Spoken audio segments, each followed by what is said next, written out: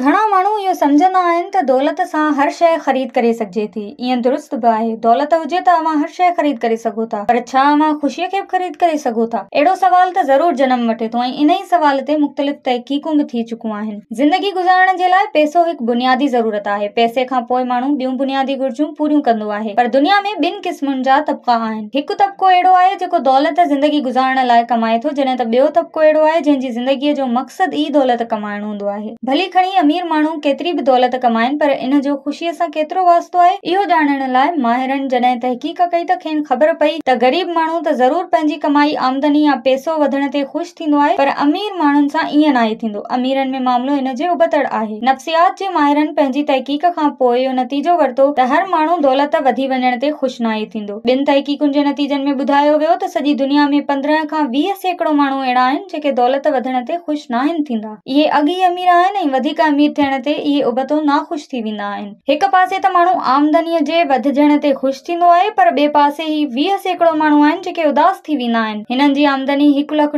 सालियानो वधीक थी वेंदी आहे त हिननि जी ख़ुशीअ में घटिताई अचणु शुरू थी वेंदी आहे। ॿी तहक़ीक़ में ॿुधायो वियो त 30% माण्हू अहिड़ा आहिनि जिन जी आमदनी $1 लख सालियानो वधंदी आहे त संदनि ख़ुशी बि वधी वेंदी आहे।